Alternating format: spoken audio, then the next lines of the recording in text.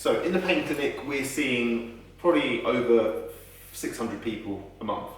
And a lot of these individuals are complaining that their medication used to work and now it's not working anymore. Or that their medication never worked in the first place. Now, today what I'm going to do is to show you as to why your medication might not be working as well as it did and what the better alternatives are going forward.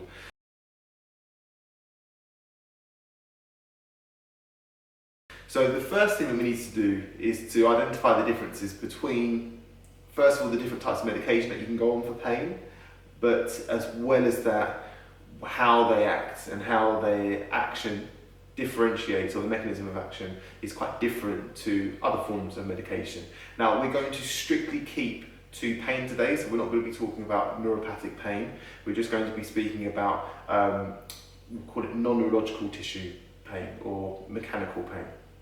So, the different areas of the nervous system and tissue which pain acts on, or that pain travels through, we can say the brain, which would be classed as the central nervous system, the spinal cord, which is classed as the central nervous system, and then when the central nervous system gives out into its different, you could call it, if it was a river, it would be its tributaries.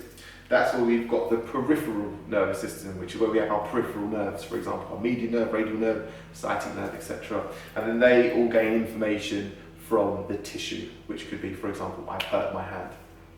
Now, when we look at ibuprofen and paracetamol, they both act in the peripheral nervous system and in the tissue itself. So ibuprofen will work to control the ibuprofen will work to control the inflammation at the site of the tissue damage, and paracetamol will act to control the pain in the peripheral nervous system, or we can just say at the site of injury. So the paracetamol will reduce the amount of nerve input to the spinal cord, and the ibuprofen will reduce the amount of inflammation. Both result in less pain.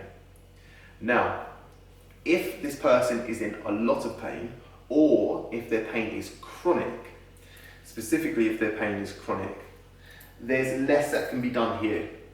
So, say if someone's had pain for 3 months, it takes on average about 2 to 3 months for you to completely replace all of your skin, and slightly more than that for you to replace other tissue in your body. So we can say that if someone's been in pain for longer than 3 months, it's quite likely that their pain has been what we call centralized, which is where pain's been going on for long enough here that the brain and the nervous system say, we're not going to wait for more trauma, we're just going to create pain as a self-occurring phenomena in the spinal cord and in the brain.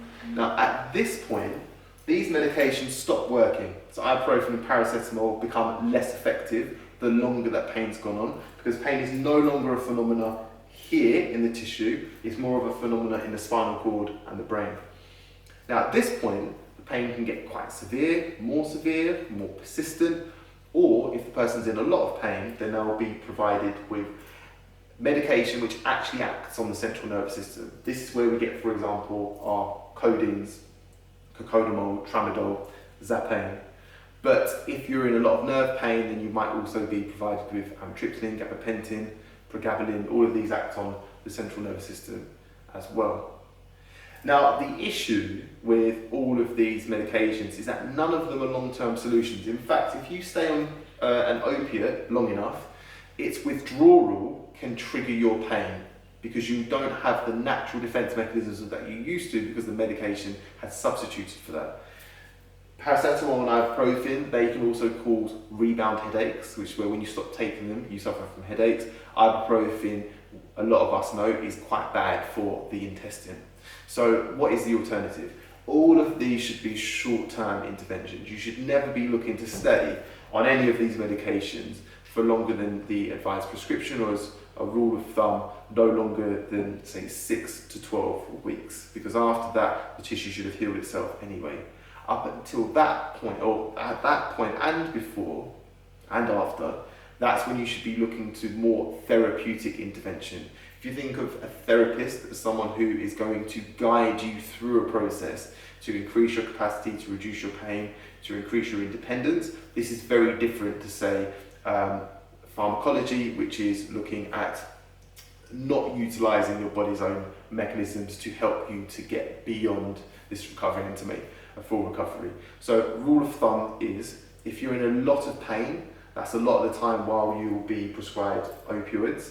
If your pain is more centrally occurring or centrally mediated, you will also be provided with opioids. However, if your pain is a bit lower and it's more in the tissue, then that's when you'll be prescribed peripheral acting medication, for example, ibuprofen and paracetamol.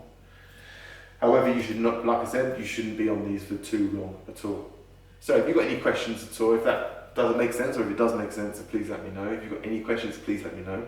And remember, if you felt like you've got something from this video, then please like and subscribe, and just let us know how you're getting on, and if there's anything we can help with, just give us a shout. Thanks for watching.